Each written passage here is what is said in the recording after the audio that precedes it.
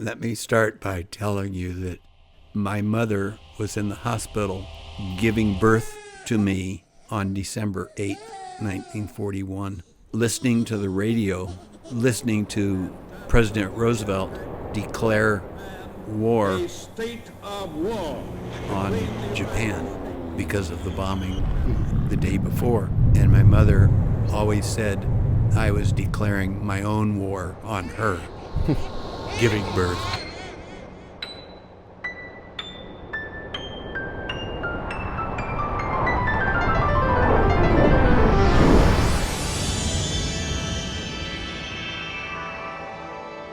Welcome, and thank you so much for listening to the 8 Decades podcast. I'm your host, Josiah Freeland, and I'm so excited to be sharing this project with you. If you know anything about me, I love stories. I believe that stories are at the heart of how we connect with one another. We tell stories to laugh, we tell stories to cry, to express gratitude or love, to share joy with one another. I started working on this project in September of 2022. And it's really just been about desiring to hear more of my grandpa's stories. Through this series, we're going to be exploring the past 80 years of American history, viewing it through the lens and the perspective of my grandpa while blending in some of his own personal stories. In this first episode, we'll explore the first 18 years of his life, from 1941 to 1959. You'll hear what it was like growing up as a military kid right after World War II ended, experiencing a 24-hour news delay, the invention of the microwave, and witnessing historic accomplishments like the first sub-4-minute mile. These are just a few of the stories we'll be diving into today. Before we dive in, I'd like to ask one thing of you as you listen throughout this series. Keep an open mind. Now please, let me introduce to you my grandpa, Steve Freeland. My dad was drafted into the Army in about 1943, I think, right after my younger brother was born, and he was stationed in California. So we moved to California, and I can remember a few minor things at that age. And my first girlfriend, when I was 3, lived across the alley from us. Her name was Nancy, and my mother said that I was always wanting to know, where's my Nancy, after she had gone home. My dad got discharged from the Army because he had 3 children and the war was coming to an end. And so he was discharged and we moved back to Nebraska. And I can remember moving from California to Nebraska. I can remember swimming or wading really in Salt Lakes, the lake at Salt Lake on the move back to Nebraska. And the first few weeks we lived with my mother's parents on a farm that they were leasing. I can remember the road to their house was not paved. It was during the winter and it was muddy, and we would get the car stuck on more than one occasion. My parents bought the house that I lived in. From age 5, we moved in on my birthday, my 5th birthday. And I lived there until I was 17, 18. These are just a few of the things my grandpa remembers growing up. In 1945, development of the atomic bomb was completed, and the first bombs were used in warfare. He was just 4 years old, so I asked him if he remembers anything about it. My father worked at Martin, was aircraft manufacturing plant, and he was there a short time, but that's where the Enola Gay, the bomber that was dropped the first atomic bomb, was built. And he worked on that aircraft when it was being built. The first atomic bomb was in 1945. Mm-hmm. I started to go to school the following year, and I can remember I went to a little school. It was a 2-room schoolhouse. There were later there were 4 rooms. In my 8th grade class, there were 8. I think there were 8 of us that graduated. No, Eddie didn't graduate, so there was the 7 of us. Eddie had to stay back for 1 year. That would have been 1955 was when I finished the 8th grade. So during the elementary school years, we would have the bomb tests. We would watch them on television, the ones that were being held in Nevada, the atomic bomb blasts, and we would periodically have go through the instructions of getting under a desk or away from windows because of the potential of an atomic bomb blast. Never had to use it, of course. So that was about atomic bombs. But what about just World War II as a whole? What does he remember about that?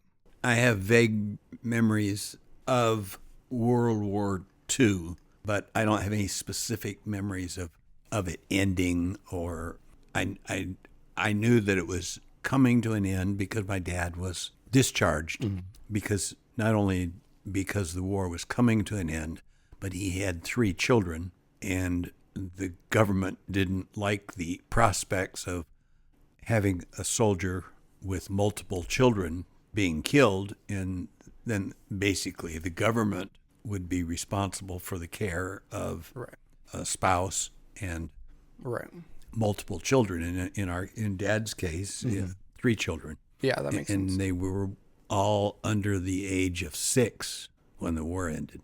So it was 6, 4, and 3. Growing up as a military kid had a big impact on him, and you can really tell just by the details that he shares. And I can remember walking to school, and there were railroad tracks alongside the highway that then crossed over the highway. And I can remember every single day these trains coming through carrying big equipment, converting the bomber plant into an Air Force base. Really? And that went on for several years. These houses were the house we were in was a 1-bedroom, 800 square foot house. And that's not quite half the size of your condo. Right. To give you, and it was 1 bedroom, 1 bath for 5 people. Living across the street from us, the general that became the leader of the Air Force, top general of the Air Force, was Curtis LeMay. And his right-hand man, Colonel Tippett, lived across the street from us. And most of the people in this subdivision, there's only 50 houses in Martin View. Most of them were, by 1950 or 51, so 52, somewhere in there. Most of them were military Air Force officers or personnel. So we were exposed to the Air Force most of our early lives. And when by the mid-50s, we were only a quarter of a mile from the front gate into the Air Force Base. And from our front porch, you could see the big radar circling apparatus. I don't know what they're called, but the red and the green lights on top of it. They were on all the time. Right. But when they started stationing the aircraft there, the B-52s, huge jets, and they're the ones that now, or well, not now, but at that time, they carried the atomic bombs. Oh. And many of them were armed with atomic bombs. And we never knew which ones, of course, but when we were a quarter of a mile from the end of the runway of the base, and when the B-52s would warm up and take off, you could stand next to our television, turn it on full blast, and not be able to hear the TV. Really? I mean, they were just phenomenally loud, and that was happening any hour of the day and night. So would that wake you up during the night a lot of the times? Well, later on, we built a basement, and my younger brother and I slept in the basement. And so on occasion it would wake us, but we got used to it. Yeah, definitely. But when we were walking to school, school was probably a mile and a half, and we'd walk up the highway. And about halfway up to the school was the end of the runway. And of course, the runway was maybe 100 feet higher. It was on a hill. And that's where the planes would take off. That's cool. And land frequently. And so we saw Air Force planes, B-52s, coming and going all the time. We'd walk to school and think nothing of it. My senior year, I dated a girl whose father was a major. He was a meteorologist. He worked with weather and that for the Air Force. And it was not unusual that we could, if we were dating somebody or we wanted to go to the non-com officers club with a date, we could just drive on to we'd have to stop at the gate. Right. But they'd wave us on. The kids that I went to school with, high school, had been all over the world. Right. There were only 88 of us that graduated. It was a small high school. And at least half of these kids had been in Japan, Louisiana, Georgia, Germany, France, England, all over the world. I mean, like Judy, the girl I dated when I was a senior, she had been in Louisiana, Japan, I think Italy, and France. And she was, 17 years old. She had seen the world. At least half of the kids in the class, their parents, their fathers were majors, colonels, a couple of them were generals. There was no comparison between what these kids had seen and knew and experienced. You just couldn't find a better group of kids to be around.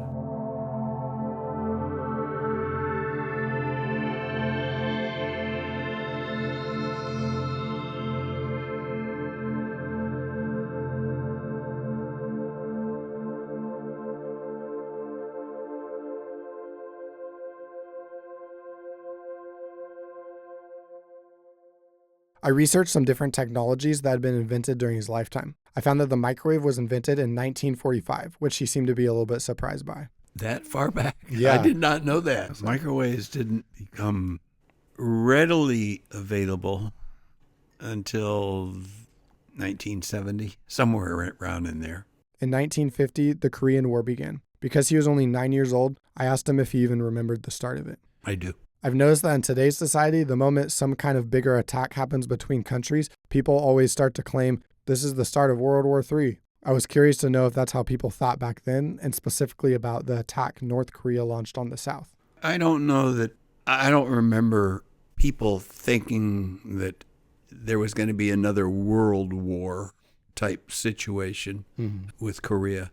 But I know that I remember that Korea was a serious situation. Growing up, we had my brothers and I, my older brother, later my younger brother, and I had the newspaper routes for Airview and Martinview. And we delivered the newspapers every day, 7 days a week. Wow. 365 days a year. It wasn't like delivering papers that you see today. We would, because the weather in Nebraska, and in the wintertime it's snow and it rains many other times during the year. And people didn't have mailboxes out in front of their houses. We would deliver the newspapers. Everybody had a storm door on their front porch. What is that? Well, you'd have a door like we have here, but there would be another outside door. Usually the storm doors were glass, and it would help keep the house warm. After the winters were over, you'd take the storm door off and you'd put on a screen door you could leave the front door open, right, and let in some cool air. Yeah, but not getting the bugs and all that. Yeah. We delivered newspapers inside those two doors. The screen door, the storm door, never got locked. So it wasn't like in the movies that like we see where the kids are just riding down on a bike, just throwing it on their lawn. No. You had to like go up to every door. Yeah, every door. Wow. We would open the door, drop the newspaper, between the two doors and go on to the next house. I see. So, and we did that regardless of the weather. And I guess I was probably 7 when we started doing that, and I did that through into high school. We would read the front page of the newspaper every day. And not only because we were getting the paper as well at home, but walking between the houses, we'd look at headlines, and so we were familiar with what was going on in the world, you might say. But the Korean War was difficult for a lot of us to understand, and it was difficult for some people to justify why we were there. It wasn't a fight between us. It was a fight between North and South Korea. Right. Well, there were political reasons that we were there, and one of the neighbor, and so some of the people, in the neighborhood, because they were Air Force, they would get transferred to Japan or to South Korea or different parts of the Far East because they were in the service. One of the neighbor boys, Joe, was probably 8, 9, 10 years older than I was. He was in the Air Force, and he went to, I think, South Korea. He lived through it. I mean, he didn't get any fighting. He was in the Air Force. But so there were people that we knew that were in the war, the Korean War. We're starting to get into the time period where other countries claim that they have atomic bombs. The Soviet Union tested their first in 1949, the UK followed in 52, and later in the 60s, France and China developed their own nuclear weapons. Well, I can't say that I lived in any fear of it. I mean, there were people that were fearful of that, and rightfully so. I remember that happening, that Russia all of a sudden had an atomic bomb. But I don't, other than the threats that people were making that they could bomb us to pieces, ultimately. And so the United States started building more bombs as well to offset, the craziness. Right. Other than in the late 50s and maybe the early 60s, people were building bomb shelters, like your brother's friend, Nathan, building a bomb shelter. Right. And that was, not everybody did it, but it wasn't unusual. It was common to hear about. Yeah. When King George VI died in early 1952, Elizabeth II immediately became queen. Her coronation was held just a year later. I was interested to ask if this was a big deal or any big news. I don't remember. I knew that it had happened, but it was kind of like, okay, the people next door moved. Big deal. Right. And that was that. It didn't affect me or my family, or we didn't get excited about it or worried about it. Or one of the things that at that time in the 50s, late 40s and early 50s, the school that I went, the elementary school that I went to, we would get, I think it was weekly, a little 2-4-page newspaper. Maybe it was every 2 weeks. It might have even been a monthly thing at school. And it would give you the world events and who did this and who did that and what happened here and what happened there type of thing.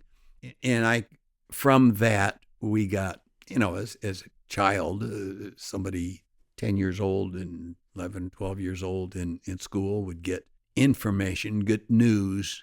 Instead of getting it off the TV, we'd get news that should be interesting and important for a kid in school to know and to learn. And, that Gandhi became a leader, and Gandhi was assassinated. Churchill died.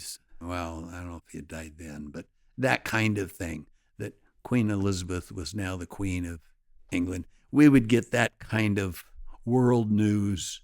And so we would be aware of things that may or may not have affected most people, it was part of our history that we were studying, learning. Now, it had me thinking, how long was the news and information delay? Most things were just one day. But what did that actually look like? The newspapers, of course, newspapers are radically different today than they were then, but because we were getting the newspaper every day, and in our case, we were delivering it every day. We delivered the paper in the afternoon. Oh, okay. From 3 to 5. Papers were to be at the house by 5 o'clock. Okay. Regardless of anything else. That was the order. But we would start at 3 or 3:30 whenever they would arrive so that we could deliver them. Most of the news was from the previous day. Okay. So it was 24 hours old. Right. You would get a continuation of that if it was an event something that was carried over, a trial or an investigation or somebody was lost or whatever. Yeah. Sometimes that could be a week old or a few days old, right? Because it was an ongoing situation. But the event that started it all was most of the time was only 24 hours old. Of course, everybody had radios. Oh, that's right. Yeah. And by the mid-50s, most people had a television set.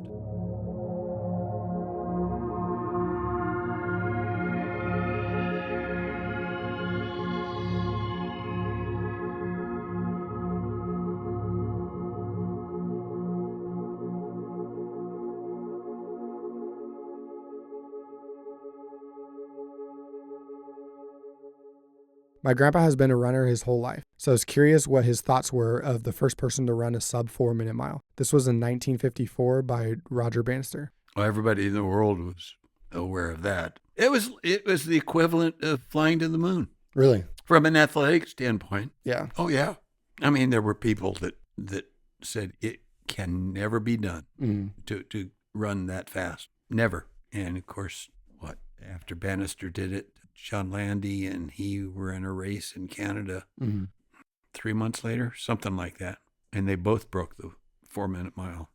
It was a huge deal, huge. During the Eisenhower presidency, he got approved and funded the Federal Aid Highway Act, which was the construction of 41,000 miles of interstate highways. One of the things that caused the development of the interstate was that during World War II,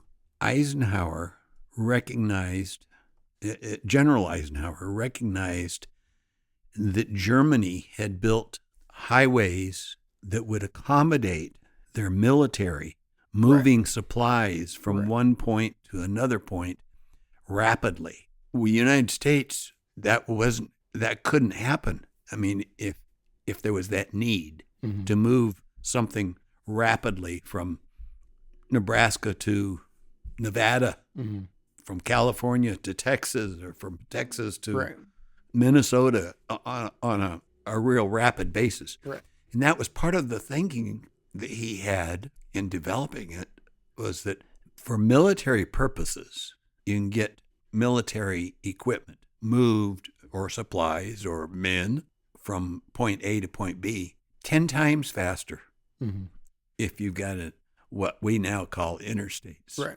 It was probably the primary reason that the interstates got built to begin with. It was for that purpose. Right. I've known that my grandpa was never really into pop culture, even in his younger days. So I thought to ask him about Elvis and his rise to fame. Obviously, I knew who he was, and not personally, but his name was synonymous with music in the late 50s, early 60s, and beyond. But yeah, many of the music stars of the time were African Americans, and he was from the South, and he did things that the African Americans were doing, but he was a white man doing it, and it was difficult for people to say, "Hey, I like what the black person's doing." It wasn't difficult for them to say, "Hey, this white guy," I mean, they wouldn't call him a white guy, but there's this white guy that's doing this with music.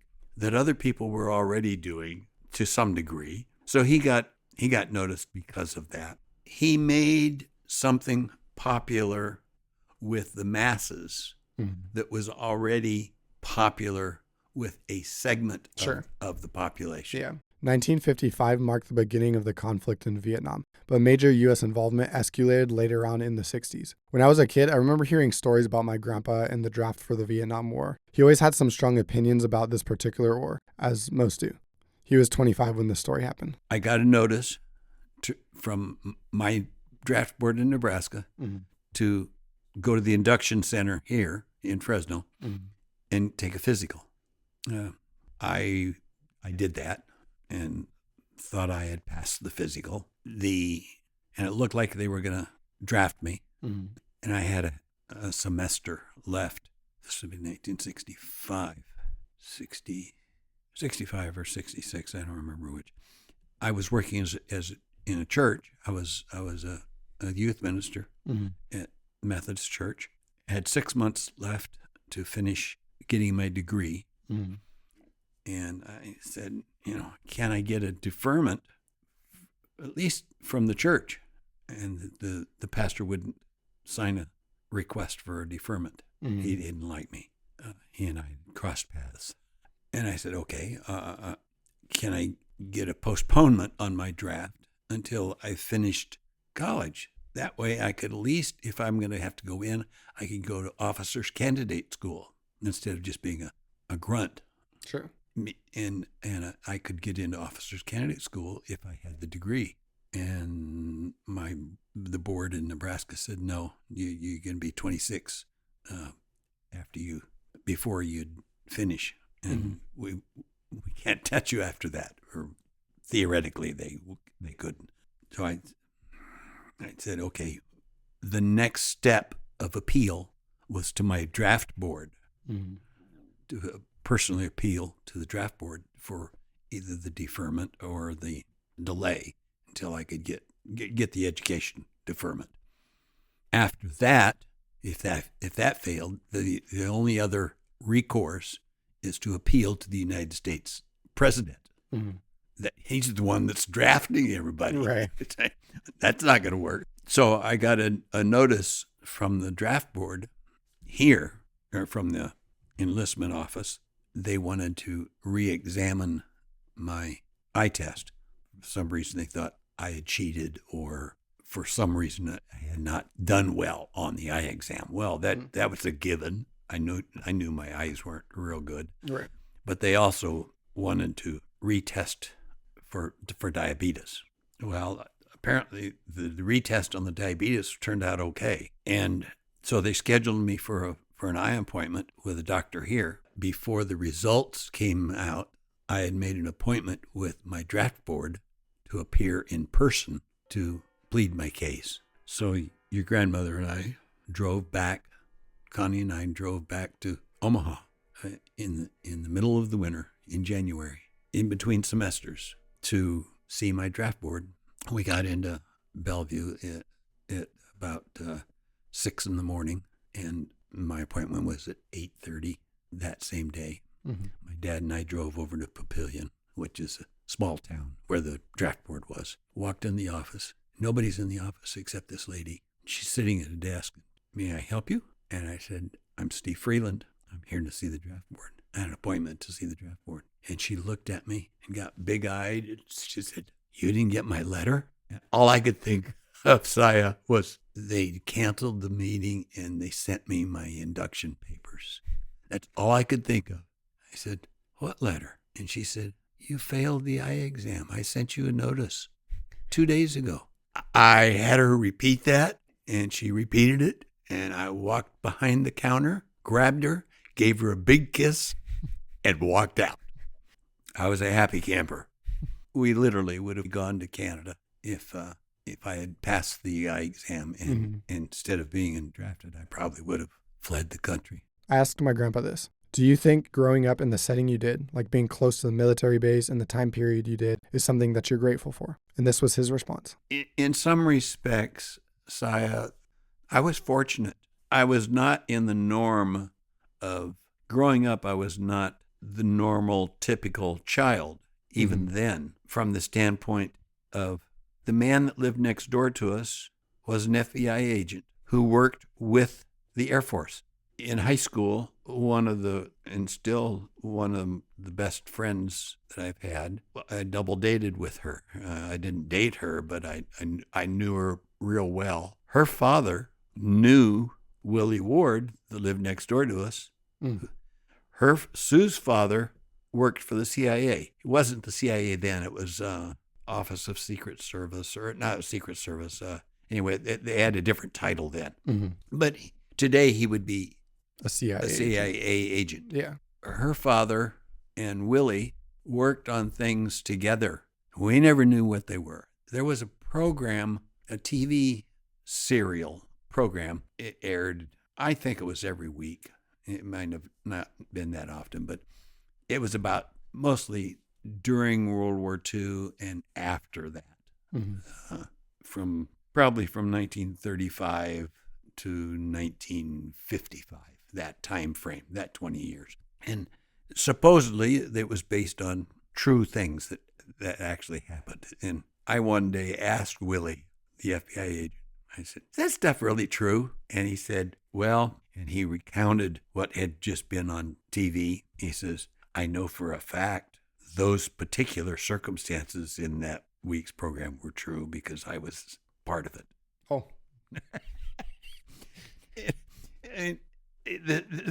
We lived in a suburb of Omaha. Willie he'd leave for work at 7:45 every day because it was only 10, 15 minutes to get to the Air Force Base. He'd be home at 5:15. He worked an 8-hour shift. And we thought, that's a strange shift for somebody that's an agent. Right. We noticed one day he was gone. He was gone before my dad left for work, and Dad usually left for work at about 7. So Willie had to have left at 6:30. I mean, he literally lived next door, and he didn't get home at 5. He didn't get home until 10 o'clock, and somebody said something to him one day. And he says, I had to go to Denver. Denver is 600 miles away from Omaha. And did you get to sleep on the plane? He said, I didn't fly. Drive? He had driven. Wow. And he couldn't say what he had driven from Omaha to Denver and back in 12 hours. Wow. For. And this was before, this was before the interstate was built. Anyway, so I feel blessed to have been not a part of all of that, but been exposed to those kinds of people. As an education, right, typical people don't have the opportunity to be part of.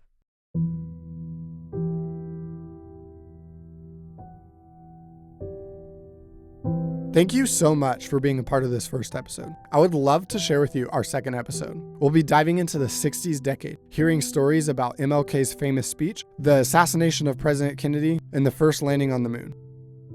The history in this podcast series was fact-checked by Jeffrey Copeland, sound design by Bihoy Ahmed, video backgrounds by Nathaniel Agueros, and the episodes were directed and edited by me, Josiah Freeland. A special thank you to my grandpa, Steve Freeland, for letting me share his stories and perspectives.